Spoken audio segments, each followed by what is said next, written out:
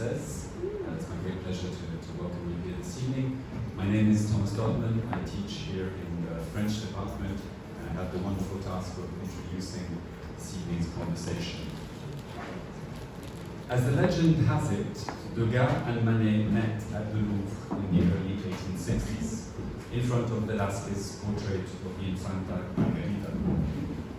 The young Degas was copying the painting as an audacious engraving, which prompted Manet to observe « Quelle toupée! Mon gaillard, vous aurez de la chance si vous vous en tirez comme ça. » I'm tempted to now use this as my stock phrase for suspicions of AI-assisted plagiarism in hopes that they too might one day become revolutionary painters or other kinds of revolutions. For now, this anecdote can serve to introduce the topic of tonight's discussion around Manet and Degas, or rather Manet/Degas. A slash that figures prominently on the exhibition's posters, which you can see here, and, as you will see, or I'm sure, that looms large as a diagonal crack or slit in the wall as you enter the exhibition at the Met. But what is a slash? And what does it reveal? What does it hide?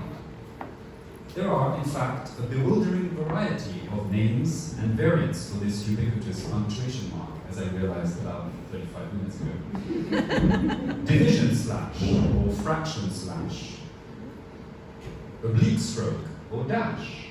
Slash, or shilling mark. Slant, slat, stroke, or virgule, even barre oblique, as I remember hearing in Quebec.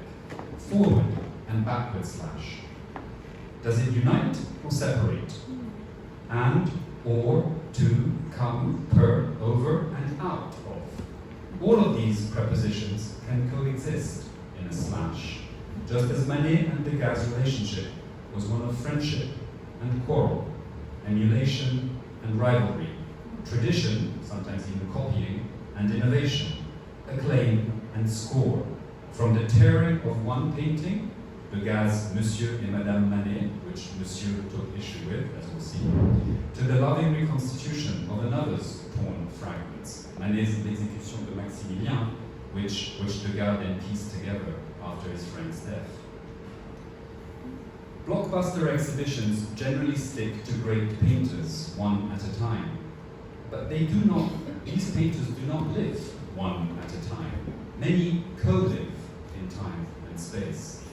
In systematically juxtaposing the works of Degas and Manet, this exhibition does something quite revolutionary in its own right.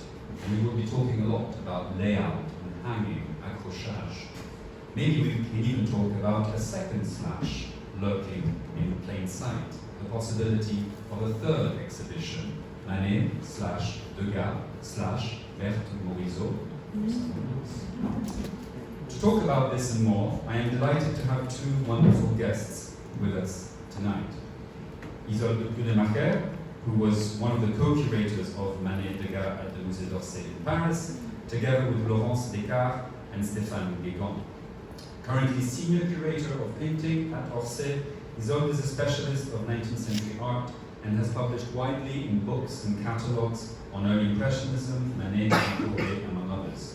She has worked on many exhibitions, including cet obscur objet de désir autour de l'origine du monde at the Musée Courbet, Splendeur et misère, image de la prostitution at the Musée d'Orsay, Le modèle noir de Géricault à Matisse, which was at the Musée d'Orsay in 2019, and which was of course adapted from Posing Modernity, the black model from Manet and Matisse today, originally curated by Denise Morel for the Wallach Art Gallery here at Columbia University.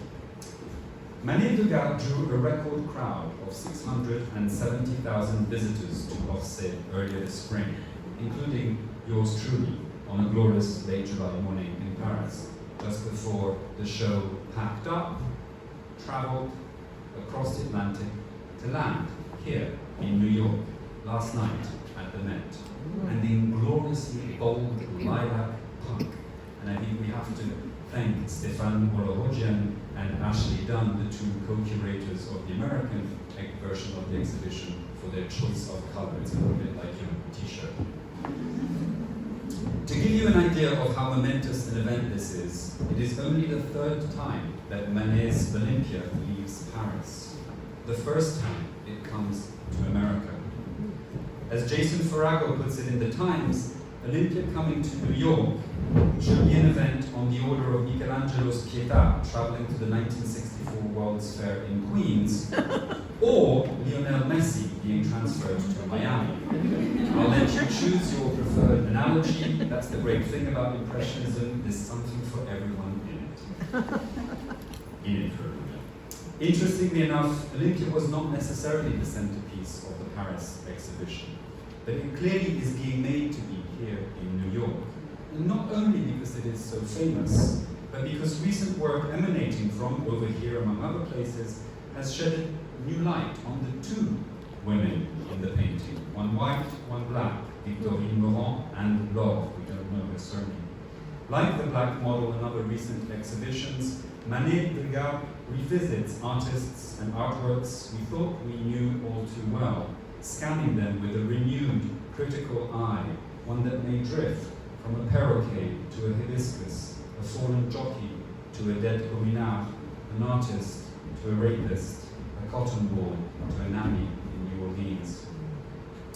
To explore these and many other questions, I am equally delighted to welcome Emmelyn Butterfield-Rosen. Emmelyn is Assistant Professor of 19th Century European Art at NYU's Institute of Fine Arts, as well as an alum of Columbia University, so we're very glad to welcome Emmelyn back. She just started at NYU a few weeks ago and happens to be teaching a graduate seminar on the exhibition Manet Degas, so this is wonderful. I saw the syllabus, it is mouth-watering, it made me want to plagiarize my way into art history.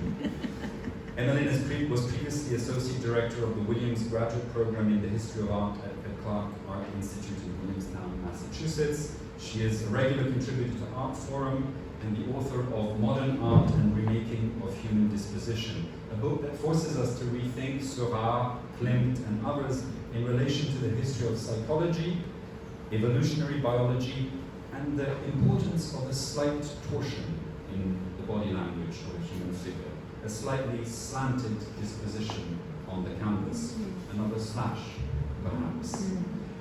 The conversation will be in English and in French. We will go back and forth. We might even descend into franglais at some point. There will be images to accompany. We will try to walk you through, or rather Isolde will try to mainly walk you through the exhibition. We'll have various moments of questions between us and discussion between us. We will open it up for a brief Q&A at the end, hoping that there is enough time. Thank you all very much for being here this evening. Thank you, Isolde. Thank you, Emmelyn, for joining me for this evening. Thank you to the Maison Française for having us, as always. Fanny, Shani, Edouard, thank you very much for the hospitality. Thank you to our sponsors, the Department of Art, History and Architecture here at Columbia. I think I've said way too much already, so I'm going to stop here for now. We are going to do this so that I have to walk through the slides, but I'm going to turn it over now to Isolde, who is going to introduce her exhibition. Welcome. Thank you.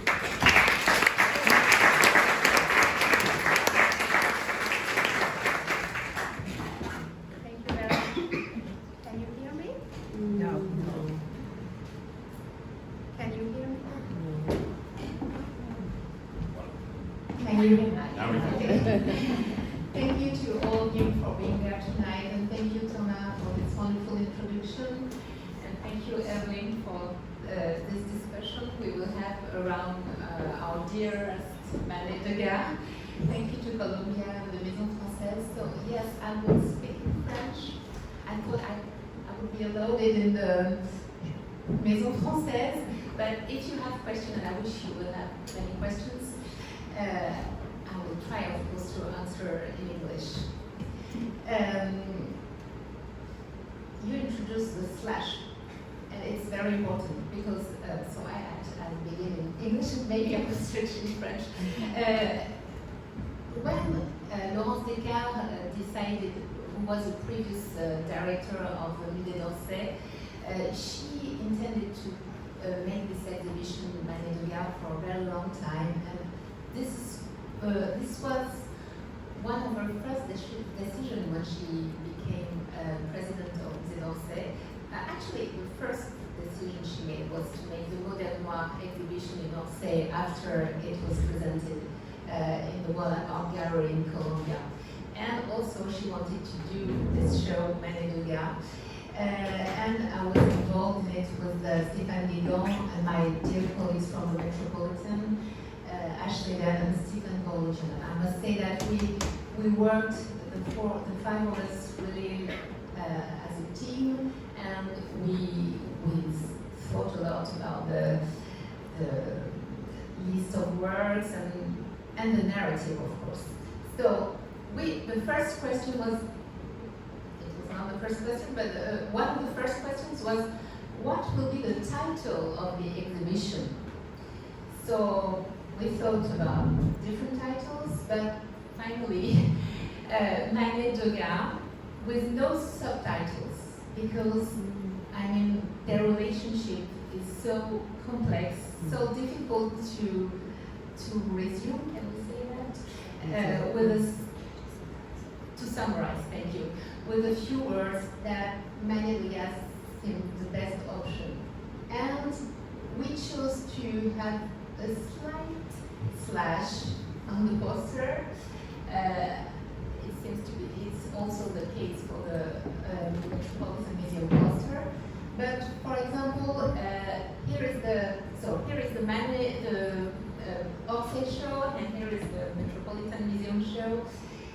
And for the cover of our catalog, we also thought a lot about which images could summarize in the best way their relationship and the kind of artists they were, and we couldn't find, so we just keep the two names and without slash. And you see the choice is different from the Metropolitan Museum.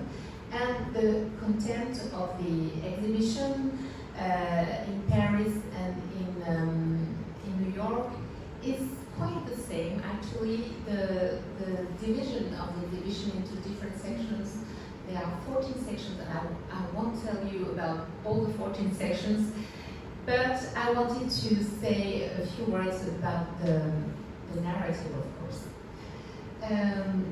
So, the beginning of the exhibition, I said it was an exhibition about a relationship, which is on both dimensions. It's a human relationship and an artistic relationship. And we wanted to give an incarnation of the two main characters of this story, because we conceived the whole exhibition as a story, un récit. I don't know how to say this. A narrative, yeah. So we both decided to begin the show with two self-portraits. Degas made many self-portraits when he was young, and Manet made very few of them. And this one is very rare. You will be able to see it on the net, and it was not shown for 40 years in any museum. So it's the first time since the big exhibition Manet in '83 that you can see it, because it's in a private collection. And so you can compare the two ways of beginning the show. So we chose to put Degas on the left and Manet on the right, because it's not like the title, we didn't put the title up, so it doesn't respect the order of the title, but because Degas is an autoportrait from the 50s, and Manet is an autoportrait from the end of his career, just before his death, a few years before his death. So we respect the chronological order, which was not possible, I guess, for the Metropolitan Museum, since they chose to put the title au-dessus. And they materialized the slash, the division from the beginning, with this separation between the two paintings. we didn't want to do that because the first section, the name of the first section is the enigma of a relation, because of a relationship. We don't know so much about their relationship. We don't know from them. I mean, there are, we showed in Paris show many documents, such as letters, and there are only 4 letters that we know from Manet to Degas, but no letters from Degas to Manet, at least that are still conserved. In the magnificent edition of the Degas letters by Edouard, there are no letters by to Manet by Degas, for example. So we have to study all the relationship after what the friends of them that they had in common, or people who they met in the cafe, told about them, and of course through the artworks. So here was our so we began the show with this enigmatic relationship, and we chose to begin here, it's in Paris, with the Rencontre au Louvre that Thomas mentioned, and they both copied the same model, not at the same time, and actually we don't know who made the copy the first. We still don't know because we have no precise dates, at least for the Manet.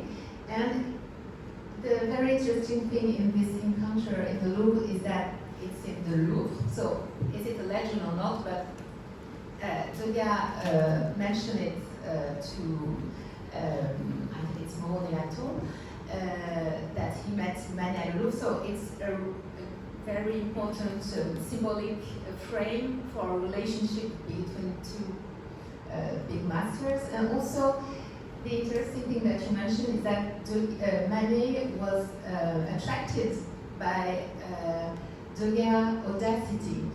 So, technical audacity, because in the Louvre, Degas copied the L'Enfant by Velázquez directly on the copper plate to make an engraving, and that was technically very experimental and very audacious. So it's interesting to see that Manet came to Degas and was attracted by his audacity. So it's a good way to enter to the relationship. So in this first room, maybe you can, yes. Sorry that my pictures are not there, but yes, we told, we grouped some of the many drawings. Maybe you can show all the drawings. Yes, there are many drawings and engravings.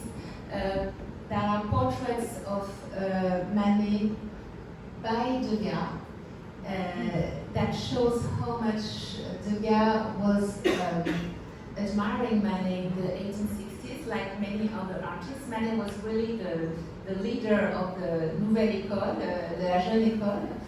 And you can see that he turns around his model, and you have many of his portraits, and also a famous portrait, painted portrait. So here is drawings, but also engravings, and some of these engravings at many different states, means that Degas was happy with them.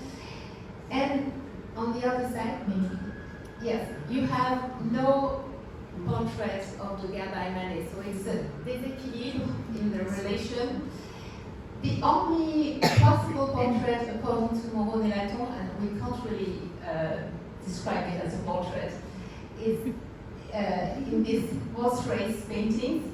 This is a very meaningful subject where both of them they treated the same subject at the same time. Of course, it's a race, so it's interesting to point it out. And that, according to Moreau Nelaton, this man could be would be Degas, and you can see it's not really a portrait because you can see only his back, and you can also notice that he bet on the wrong horse because he not on the winner. So it's a funny way to represent Degas if it's really Degas. Yes, and there is also, this very important portrait that we show also, we showed in the first room in Paris. So he made, as you've just seen, many drawings and engravings, portraits of Degas, Manet, sorry, so it's before. And he and there is this very intriguing portrait of Monsieur and Madame Manet by Degas. At first, it was a double portrait of Manet listening to his wife Suzanne, who was a very good pianist. And Degas probably painted it after attending a concert in Manet's house. It was the case on every Thursday night, and offered it to his models. And once, when he came to Manet's house, he discovered that his painting was slashed, was cut. I mean, exactly on the profile of Manet's wife. So Degas was very upset and took back his painting and gave back a present, still like that Manet offered him before. And he kept, during all his lifetime, this painting cut. And long after Manet's death, he added this piece of canvas. This is an adding of Degas after 1895 to rétablir Madame Manet. I don't know how to translate rétablir because it's restore, but reestablish. I don't know. It's and he never achieved it. And the funny thing is that Manet made himself a portrait of his wife alone. It's like a kind of correction to Degas. So we could speak the whole hour about this portrait, but it's very. We wanted it to be in the first room to show what kind of relationship was there. So we have after that 12 sections, and we will come back to some of them. And we wanted to end because sorry I didn't mention it, but they live in a they were born almost at the same time. Degas, Manet was born in 1832 and Degas in 1834. But Manet died a very long time before Degas. He died in 1883 and Degas in 1917.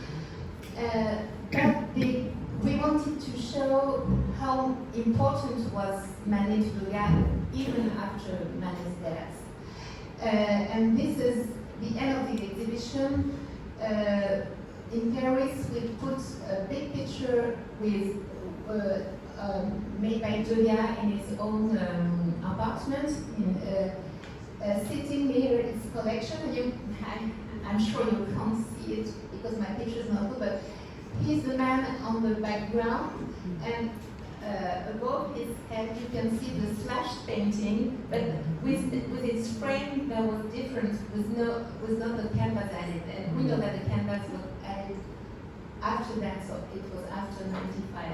And we see two other paintings that were in Degas' collection, because after Manet's death, Degas collected a lot of Manet's works, including almost the whole production of Manet's engravings, because Degas was very interested in Manet's technique, and also maybe also because they met around the engraving in the Louvre.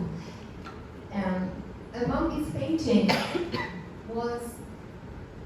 this was the only artwork not by Manet nor Degas. This is actually a copy of Olympia by Gauguin that Manet bought in an art sale, that Degas bought in an art sale, and it was hung in his apartment in Paris and in the antichambre, So it means that when you enter Degas' house, you passez devant Olympia for, and in the hanging, unfortunately it couldn't travel to New York, and neither the wonderful pastel, which is very fragile from Musée.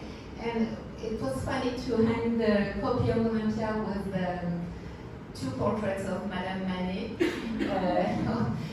recording Olympia with her pose here and with the big black cat here. And so this was the end of the show, and the very end is, yes, we had this wonderful the execution of Maximilian, a politic painting by Manet.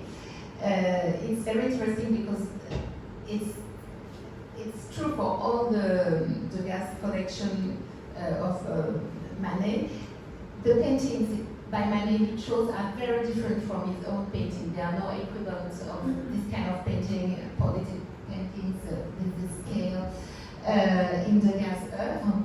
And you can see we started with the cat painting and we end also with the cat painting. This painting was cut after Manet's death because the family wanted to sell different pieces, and Degas made great efforts to try to find out the different pieces and to reassemble them in the same canvas. So maybe it was done at the same time in the painting. So this is the end of the show. So the narrative is very important, and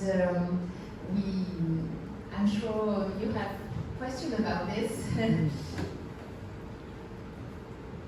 So.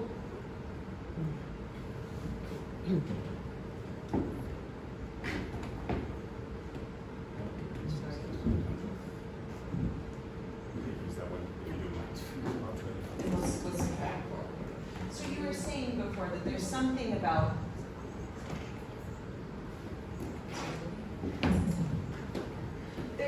about placing two artists together that allows you to discover the singularities. You were saying that the kind of comparative looking that it's kind of, I mean, my class is structured as a series of comparisons, some of which I've made up, but many of which are staged within the exhibition. What does this kind of exercise of placing two artists together allow you to see? Yeah. So thank you, Emmelyn, for this question. Yes, it's a very special exercise, especially for an exhibition. And the putting side by side two artists can be different kind of exercise. For example, in Musée, a long time ago, there was a Manet Degas show. So it was different because it was an artist looking to old masters. You can have also exhibitions showing artists working together on the same motif. For example, Renoir and Monet, or recently in Paris we had a Warhol Basquiat show showing their collaboration. But here it was different. It was really about the relationship. They didn't paint together the same motif, and they were interested by the same topics. Sometimes at the same time, sometimes one was the first, but they always looked to each other.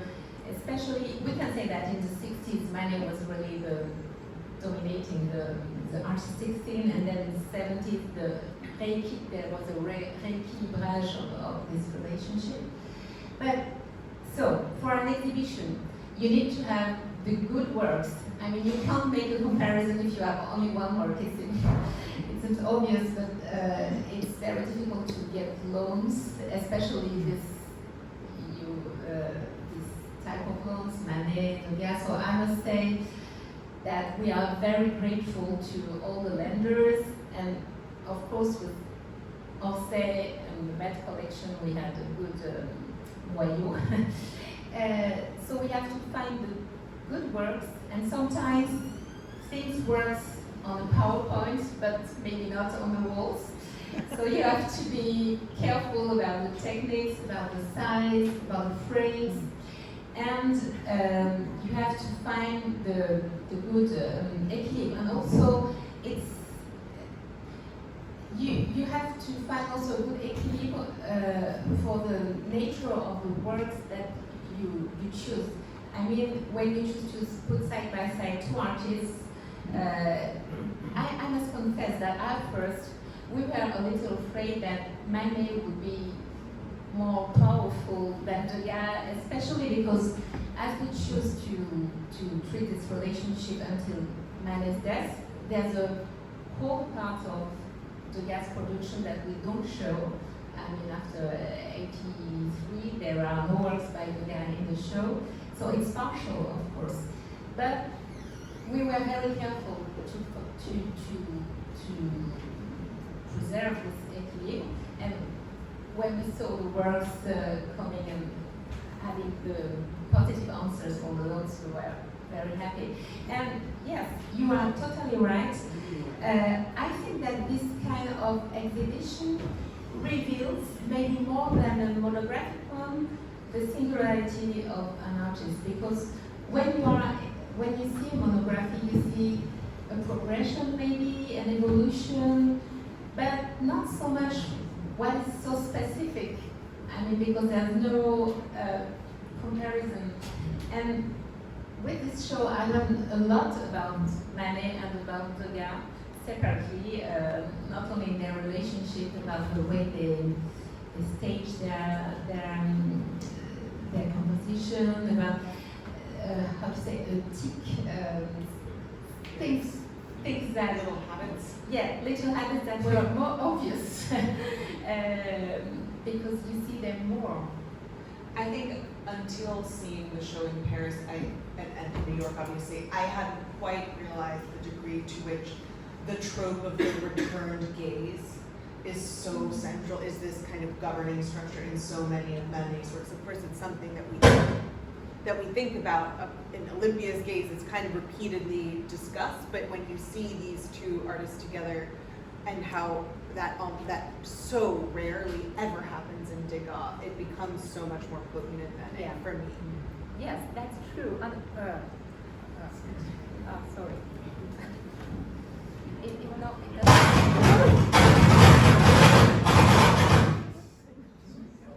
Sorry for that. Apologies. Some technical. Benny's coming to the rescue. Sorry for your eardrums.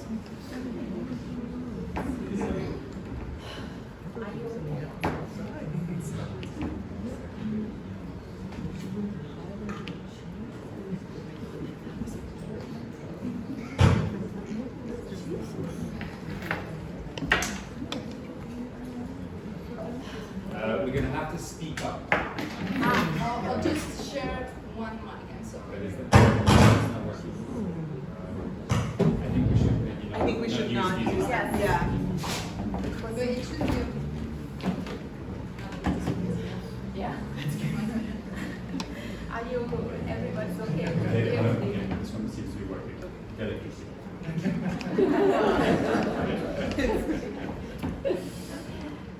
So what was the question? Yes, you're totally right. The gaze and also the full length that is so present in Manet, and the consciousness in Manet's painting of the model that he's posing. Manet's models are always posing. They are always posing for the painter, which is not true for the guy. The guy is always looking at his models who don't seem to be conscious of being painted by the artist. This is the kind of thing that you can notice in many of their works.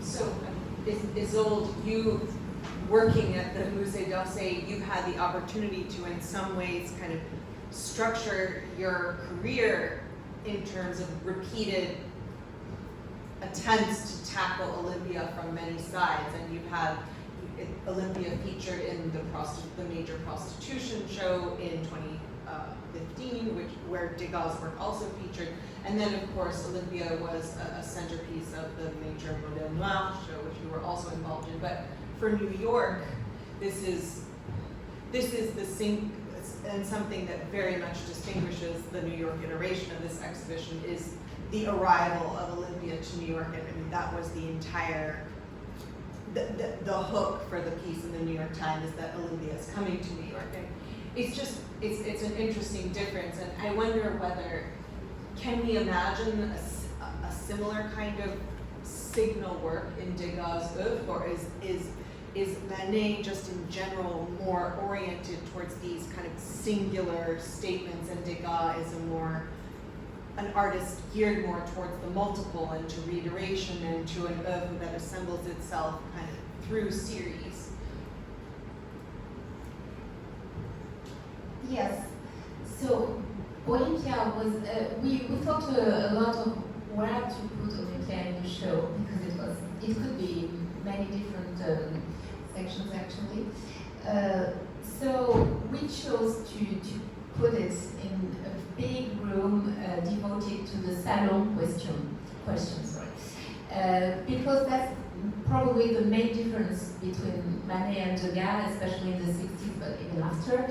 That Manet, from the beginning to the end, always chose to exhibit in the official salon, and he never gave up. And Olympia, of course, was so important in his career because it was his first success of scandal after the Déjeuner sur l'herbe, but the luncheon on grass was not in the official salon. And there were so many articles, so the presence of Olympia in the show is significant of the importance of Manet on the artistic scene at that time. And I'm sorry, I forgot to put the image of scène de guerre au Moyen Âge that Degas showed exactly at the same salon, which is 1865. It also showed nudes, women nudes, but it's completely different. It's very mysterious, as it will always be in Degas' works. And it's also the scale is different, and it was totally unnoticed by the art critics. And so was it for the Bellamy family that traveled also to New York. So Degas was not very... Everything okay?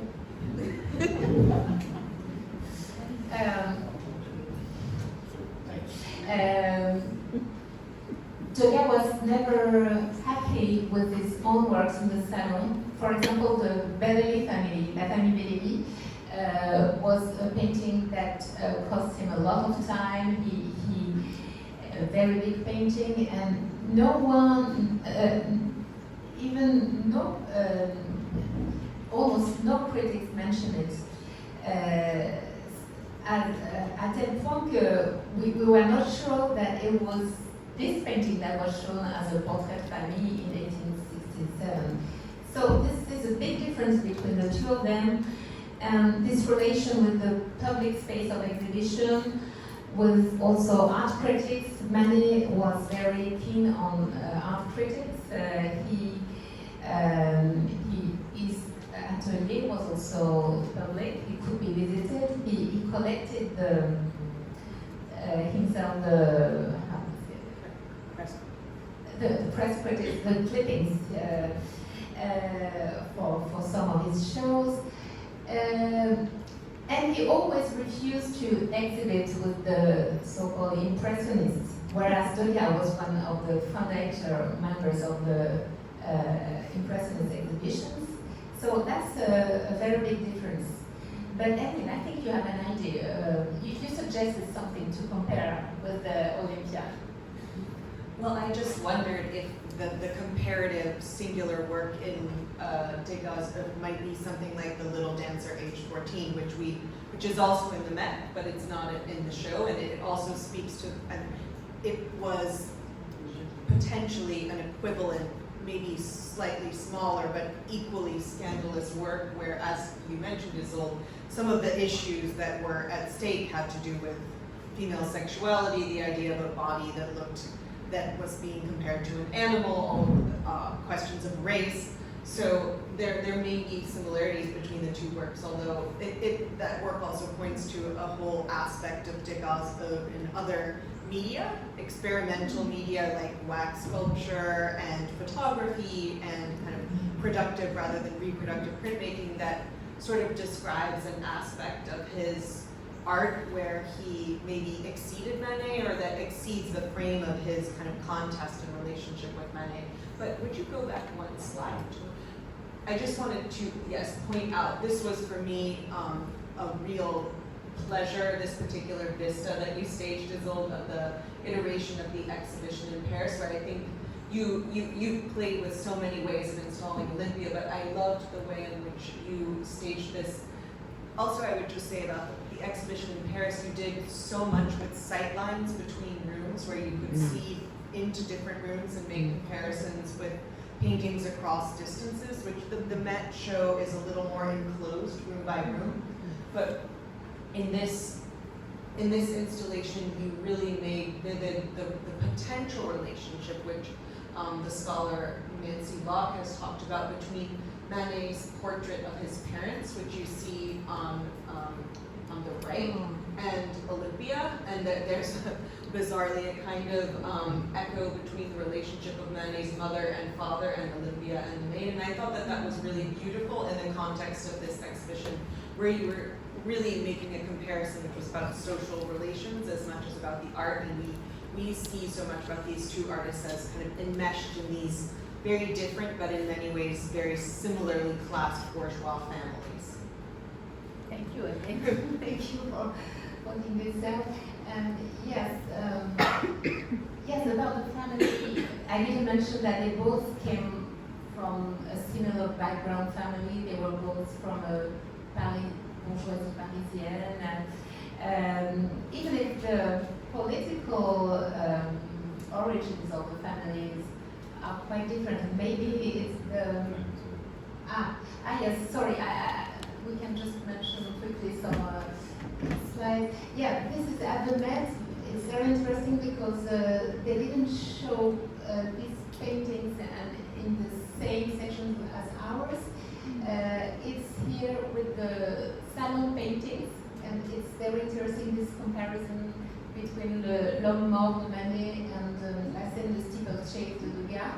Actually, Degas was probably inspired by Manet painting that he saw in the salon a year before. And these two paintings come from the National Gallery of Washington, and they were shown for the first time together in our shows, because it's not on display on the same wall in Washington. Maybe you, yes, well, my picture. So we showed this, the same pair in Paris, but in the room dedicated to the horse races. And to be a transition to, yes, we could see this lithography in the perspective of the L'Homme Mort, in a section devoted to political issues. Maybe the next, yes. So in this section, the title is From One War to the Other. My essay in the catalog, in the American catalog, is about this topic, and I must say that working on the Modèle Noir and with Denise Morel was so important for me. When I was thinking about the topic for the Manet Degas exhibition, there were so many, and actually I was out the text, but it's only the French version of the catalog. I thought that the American Civil War was a very important thing to raise in their production, or both of them, because Manet, who experimented himself to be a marin, a sailor, in the Navy, yes, when he was very young. Because his family didn't want him to be an artist at the beginning, so he studied law, and then after he wanted to be a sailor, but he didn't succeed in the exam. But he traveled to Brazil in '48, and then he was very shocked by a slavery market that he could see, and he writes to his parents that he could see that, and he was very shocked by this. And during the 60s, during the American Civil War, he made several paintings connected to the American Civil War, about battle of the American Civil War and on the sea, but across of the French coast, yes. So, and he exhibited one of his paintings, maybe the other one, sorry. Yes, this big one, which is one of the masterpieces of the Philadelphia collection, in the vitrine of Marchand. So he was, it was really one of his first politic paintings made after contemporary events. I think that never happens in Degas' work, and it very important in Manet's production. And so we have Manet, the Republican from Republican family, revolted by slavery, producing this painting right after the event. And on the other side, I wanted to show in the same space the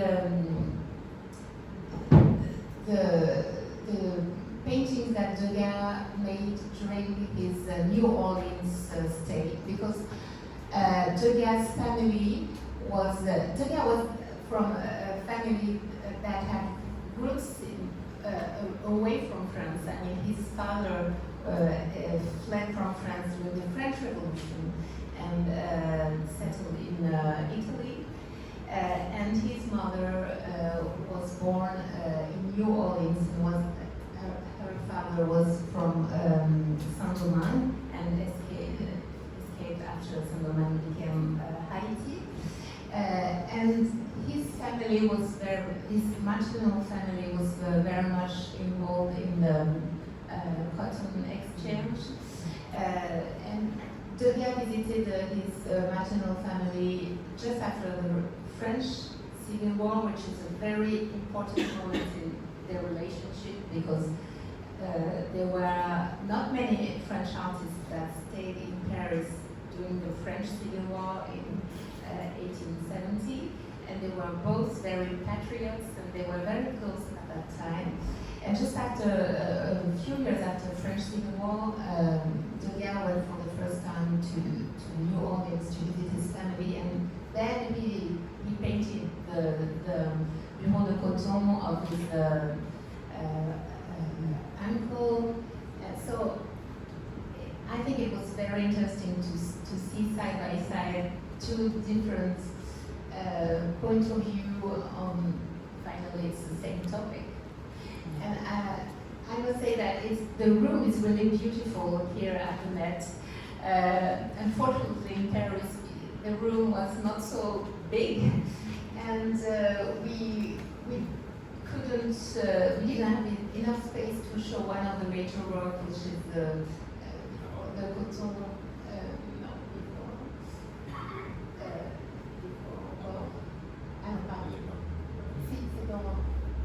Sorry, the painting from the fog.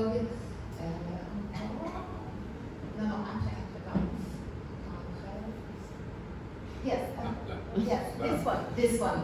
And I was very curious to see for real this painting side by side with this Marine by Manet, because you have on the wall here in the Bureau de Coton, a Marine, which is not the Marine by Manet, but it's a clin d'œil that works, I think, very well on the wall, and I'm so happy we can see this at Met. Did you have a question? It would go back to that image. Although I I don't know why.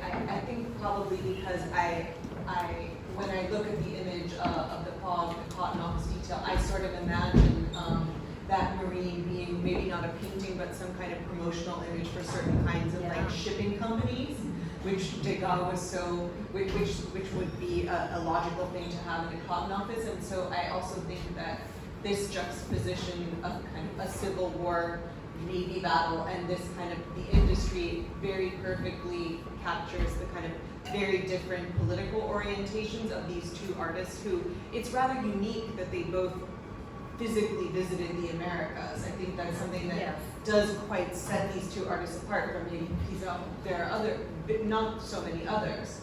So that's quite a singularity that brings them together across a pretty stark political divide. But I also think it's wonderful and very vivid in the way that you ended the exhibition, that the politics don't overcome Degas' deep investment in the formal and his love for Manet's painting, because we don't really know whether his political positions would be the same as Manet's with something like the execution of Maximilian, but he reassembled that work. Yes, and he also owned all the graphic works, lithography and engravings of Manet after the French Civil War, and they were censored, and he collected them, so it's very significant. And I forgot to mention that, of course, we can connect also Olympia to this political section, because Olympia was shown, as I mentioned, at the Salon of 1865, just a few weeks after the end of American Civil War. So seeing this black woman in the painting for a French audience, as we showed in the Modèle Noir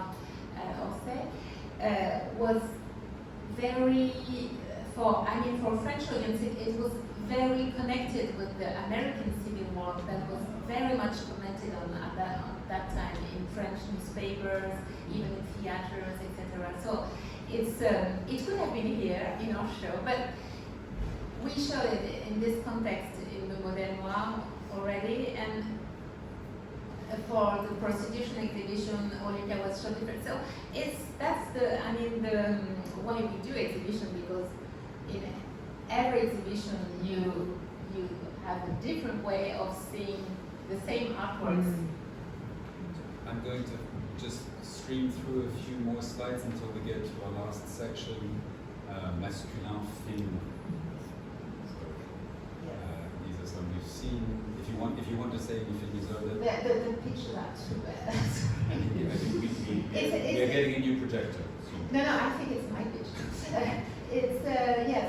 Just to let you see the main pairs. I was talking about this at the beginning. You have to have two paintings that match well together. These are some of my favorites.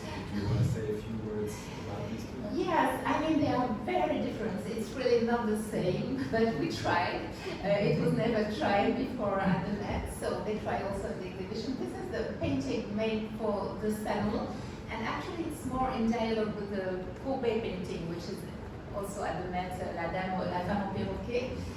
So it's a response to Manet, to Courbet, and so on. And this is quite a different work. It's a work by Edgar, made in two times, at two different moments.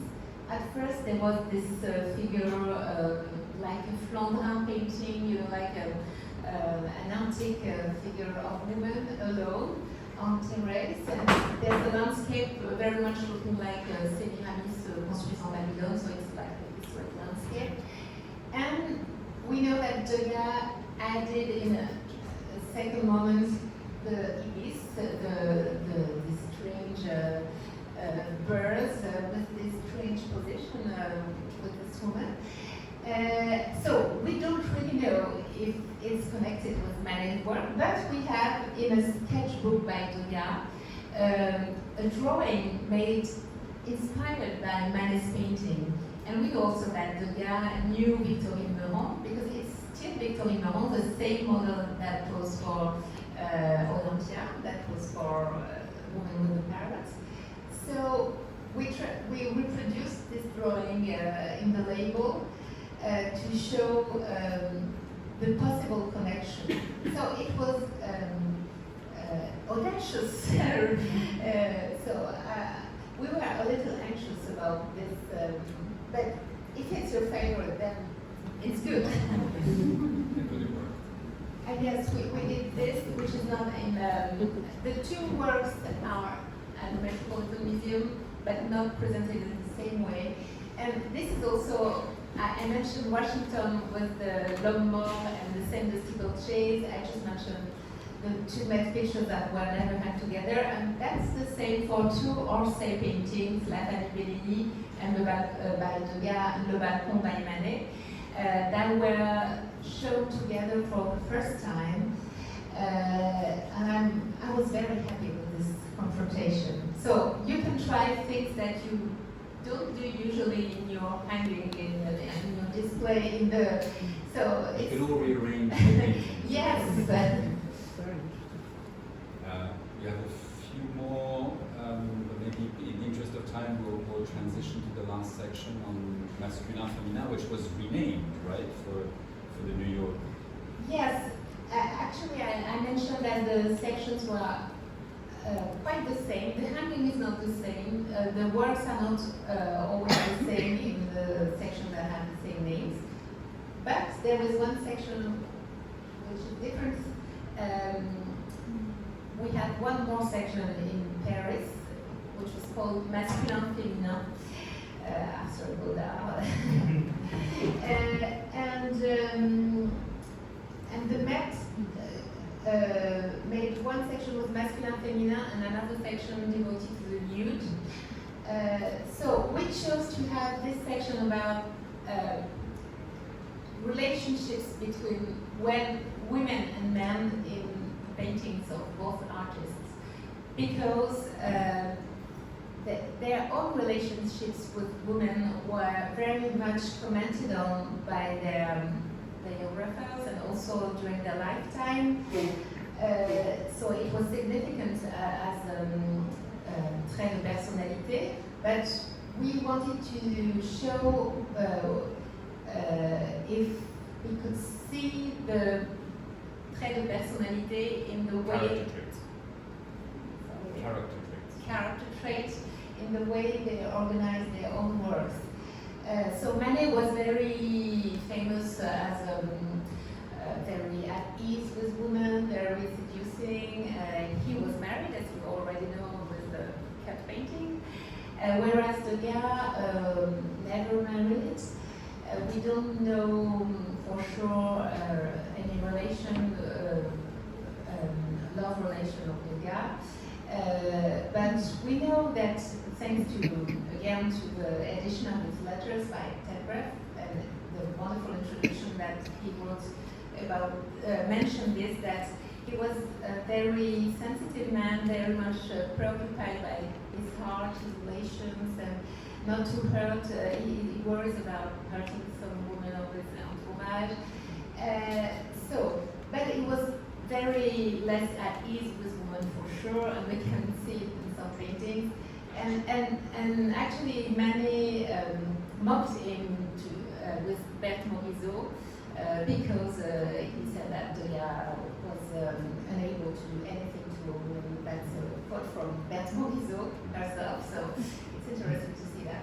So that's, for example, something that works very well in a catalog, but not on a wall, because you have this wonderful loan from the Hamburg collection of Nana, a painting that where you see yes, the special gaze of Manet's model, and how the woman has the maîtrise of the situation in the painting, and this cat man at the background is like I don't know how to say it, dans la farce. It's a challenge to translate. And also she's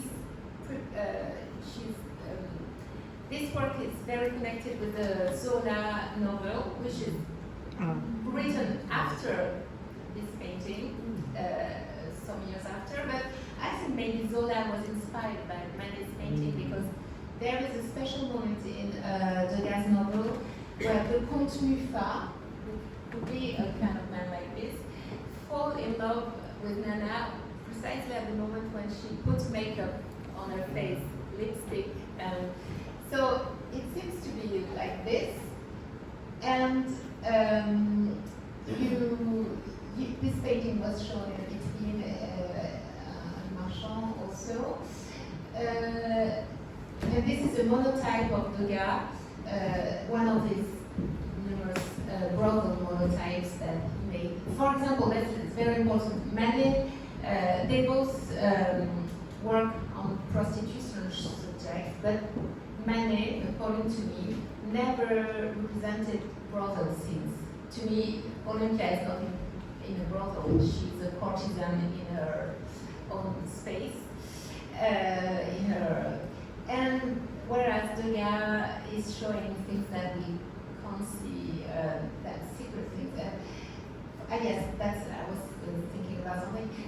You have many nudes by Degas, women making their toilettes, for example, or that could be compared to Nana, but very different because she is very much aware of us looking at her, whereas in Degas' painting, the models are never really aware of being watched, or when they are, they seem disturbed, not like in Manet's painting. So here you have a very good example with this nude. Yes, and we have this wonderful loans of maybe you want to say something because I speak too much about this. So we have these two wonderful loans from Philadelphia and from Lisbon. Two very enigmatic paintings by Degas. One is known as Intérieur, but also called the viol, the rape. It's not an original title, but it was a title given during Degas' lifetime, so it means it was known also under this title. And you can see it's kind of with Nana we saw just before, all the difference in the relationship between a powerful man and the woman in a very different position here.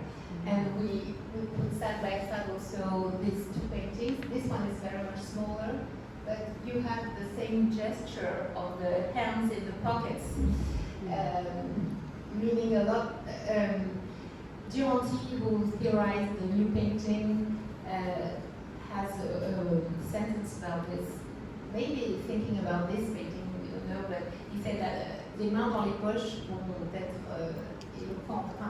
It's not exactly this, but it's a significant gesture to have hands in the pockets. And hands in the pocket is, you can find them in some of portraits of Manet by Degas Manet as a powerful man, as a powerful artist. Maybe you want to say something about this before the very last image. I mean, this is a very, I hadn't really seen this comparison staged so vividly until you just showed me upstairs, and I find it to be a little bit, almost, it makes your heart stop a little bit because there's a very powerful relationship between those two figures. And I think, as you say, it has to do with Degas' projection onto Manet of a certain kind of quintessential masculine competence. But I think it's interesting that Degas, I mean, just to come back to that slash at the beginning, he also clearly got at a point of intense personal sensitivity for Manet, which centered around his relationship with his wife and the way in which she may not have been respected or liked by their shared social circle. So I would comment on her double chin or that she was, portly, and I think Degas clearly went right for a place where Manet was very sensitive, and cutting that out also makes that very clear. Yes, and I must say that the portrait of the Manet and his wife by Degas is the only portrait of Manet and his wife by another artist than Manet. no other artist than Degas made a portrait of, and even of Manet's wife. Manet was the only one to make a portrait of he and his wife, and he with his wife. So I think it's very, this might be the reason why he kept the painting, because I think that, it belongs to maybe too long to explain, but I think that Manet considered that Degas approached too much its intimacy. That was an intimate part of his life. And Suzanne, for example, Manet stopped painting Berthe Morisot when she became the wife of his brother. So it's as if when you're married, the image of your wife can't be the image painted by another one. There's something like that, I think. And the comparison is interesting, maybe also because the dates are almost the same. So we don't say that. I don't say that this is Manet, but it's just interesting to notice that the gesture is quite the same. They fit the same masculine envelope. Exactly. Okay. We're going to stop here. So thank you.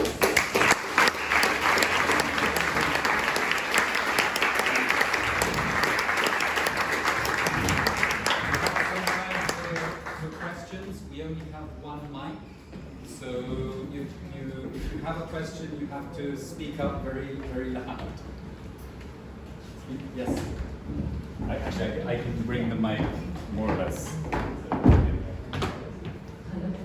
Thank you both so much. Thank you, Isolde. I absolutely love the show. I saw it in Paris. The show made me think a lot about the question of what style is. Whether style is something that every artist has, like a fingerprint, that will eventually emerge in the work, or whether it's something that can be acquired and shaped by emulation with other artists.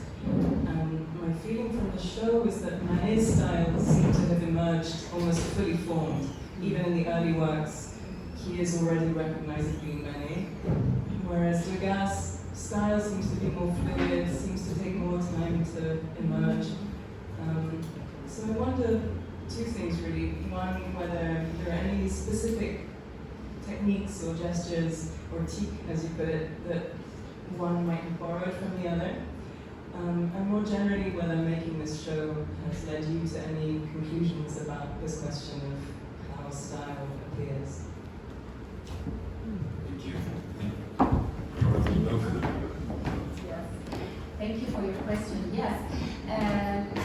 The rivalry is the process of emulation is very important in the art history from the Renaissance. It was during the Renaissance, and there was an exhibition in the Louvre about Titien, Tintoret, Véronèse that was specifically about this question. So it's we can't say they were enemies but rivalry, not competition, but emulation is, I think, very important in the relationship. Even if, as I mentioned it, Manet didn't look so much at Degas at the beginning, but during the 70s, we can really see that he looks at Degas, and we have this wonderful pair that is the poster for Met with l'absinthe and la prune, with exactly the same model. Thank you. Here, it's the same model, the same place, the Café de la Nouvelle Athènes. Degas was the first to make it. Both were made not in the cafe but in the artist studio, and we can see the whole tic and the whole style of each artist in these two images that are with the same ingredients. You have all the differences with the Manet. She's right in the middle of the composition. Everything is organized around her. She's posing. She's not looking at us but she's waiting for a customer in the cafe. In both cases, it can be prostitutes, or they were described like this by Jean-Claude Manet, of Manet's work. She's in a seduction pose. Manet treats also the accessoire, the dress, the hat with something very delicate. Whereas Degas, the interesting thing is she's also in the middle, the mathematical middle of the composition, but you don't feel it like this because you have, at first you have this table and the newspaper thrown on the table, and it's just like if Degas could see that and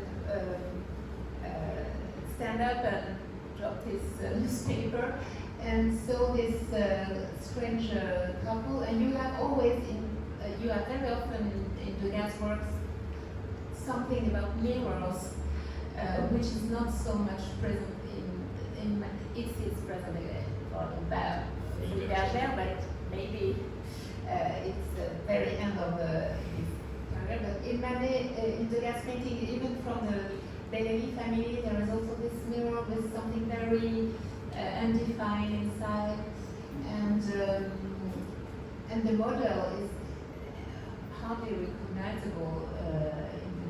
You can't tell it's the same woman. The pose is not seductive. Even the dress, the hat is not painted to mise en valeur du modèle. So it's very significant. And of course, this oblique, which is so Degas.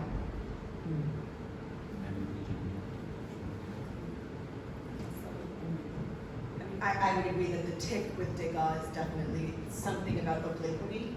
But I would just say, I think there's also, with artists, they have their own, the temporality of a career, which is very individual, and this has changed recently, and this is probably kind of a gross overstatement, but art historically, it hasn't been until recently, you know, the Getty did a major show about Manet's late work, Manet and Modern Beauty, but Manet's later works, with the exception of a few major pictures like the Barque, Folie Bergère, were not as revered by art historians, whereas Degas is a kind of quintessential, almost like a Titian, a late bloomer whose works grow more and more experimental as he ages. And I think that's, we have no idea how Manet would have developed had he not died of syphilis, you know, at an early age in his 50s. So, but I think that it's clear that the pace of their careers and the way that they developed had a very different trajectory. And I think that also affected their style. Questions? I'm very curious about the market for cut pieces of paintings. I was thinking about the execution of Maximilien, and like the figure on the left, it seems to be cut at sort of shoulder level, and then there's a piece that's cut at like body level. And did people buy little pieces of figures?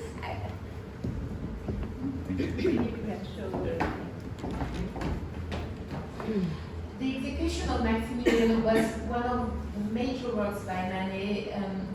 He did several versions, and he was very much involved in his painting that he couldn't exhibit during his lifetime, never in France, and even after his death, when there was the exhibition tribute to Manet after his death organized by Antonin Proust, the execution of none of the version of the execution of Maximilien was shown. The engravings were forbidden by the censure. So, and Manet changed the versions. That's very interesting. Au fur et à mesure, when reading the newspapers, he had new information about how it happened, and it was a very controversial painting because it was against Napoleon III, against his politics, because Maximilien was shot because the support of French army was not anymore there. So it was very, it was for this reason that Manet could never exhibit but it was big paintings. And so it's said that Manet's family didn't like that much these paintings because he spent a lot of time, he couldn't exhibit them, he couldn't sell them. So today, none of these 4 versions are in France. There is, this one is at the National Gallery, there is one in Mannheim, one in Boston, which is the first one in Copenhagen. And so, it's Leon Linov, the Suzanne's, Manet's wife's son, we don't know who is the father, but the son of the story, who is said to have cut the painting in different pieces, and he wanted to sell this piece. The other one I don't know, but maybe there was a problem with conservation somewhere. But it's very moving to think about Degas in 1895, so he was 60 years old, doing his best to collect the different pieces and to reassemble them on a painting that he couldn't show, and so different. And this is also very much related to the American Civil War, so it's interesting to see that. And it goes to show how even if they had different politics or certainly coming from different political backgrounds, their friendship and their relationship endured and lasted beyond the possible differences they had. The other reason why this was banned in France was that the soldiers looked conspicuously French, and the censors did not like that. Yeah, they do.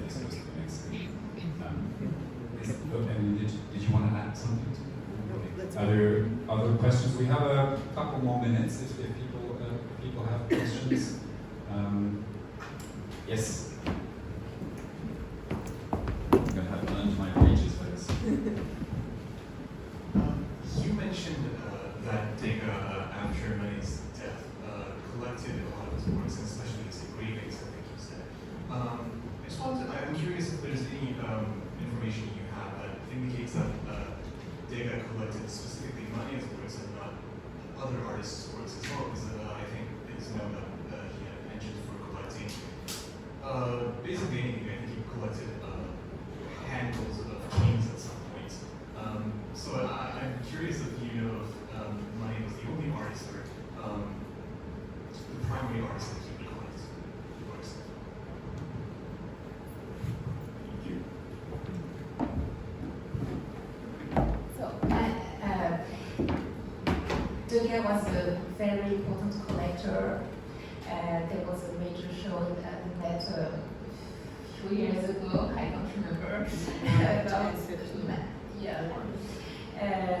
about Degas' collection. So Manet was one of the artists he collected. He had also Ingres, Delacroix, different. But I think, yes, Manet has a special place in his collection of artists because, as I mentioned, it's all the works he collected very specific and very not Degas. For example, he has still lives. Degas almost never painted still lives, even if there are magnificent fleurs or accessoires in other paintings. The fact that he collected several portraits of Madame Manet is also interesting. So we wanted to, we think that the relationship between Manet and Degas carried on through this collection. And also, I didn't mention it, but for Olympia, so he had this copy by Gauguin, but he also has a drawing made by Manet that Manet gave him, a drawing of Olympia, engravings too. And he was one of the many people who participated to a subscription organized by Monet to give Olympia to the Louvre. So he was one of them. And he he attended also a big banquet given after Manet's death to celebrate Manet. So even if their relationship was not so peaceful during their lifetime, it's a kind of, after Manet's death, he wanted to have Manet with him. And you would see that it's very interesting that in the photograph I showed you, it's a photograph made by Degas, so he staged the whole thing. So it's a self-portrait, yes. And he chose to represent himself with the portrait of Monsieur Madame Manet au-dessus de lui, and two paintings by, one painting and one lithograph made by Manet. So it's a very interesting mise en scène. So Manet was, and it also shows that Manet's work and this portrait by Degas with Manet couple was hanged in his salon, in his living room, whereas many of his paintings were not hanged, they were, it was a little mess. But they had specific places in his, so the collection is a very important way to get to their special relationship. I have one last question, perhaps, which is sort of magic wand, and if you had a lot of money, question for both of you. What other 2 or 3 artists would you love to put together side by side? Do you have other dreams? Isolde looks like you do. Yes. Yes, I had a dream a long time ago to do a Manet Courbet show with Manet, because it could be with Manet too, because I think the relationship between Courbet and Manet is really very interesting. It's and they really challenged each other. They made personal exhibition almost at the same time. So Courbet was the first, but they had the same relation with art critics, public. They were both public artists. Degas was not this dimension is not Degas. So, and for example, Olympia, la femme au perroquet de Courbet, and la femme au perroquet de Courbet. This is just wonderful. And they were very, very much connected during their lifetime by cartoons, etc. So, and Manet was presented as a student of Courbet. He was not, but they were very much connected during the lifetime, and today they are never had this on display together. They're separated. So completely separated. But this relationship that was really a strong one deserves, I think, maybe an exhibition. It's a good question. I would have to say, venturing not too far afield, but thinking about a pair that was very important for both. For this pair, I would really like to see an Delacroix exhibition, especially because of the way in which they were so often pitted against one another by critics and the public at the time, and they were seen as a kind of like yin and yang antithesis. And I would like to see the works together, because I think that they probably do have a lot of, certainly motivic, but other kind of interesting affinities that I would love to see. Well, donuts, you know what Thank you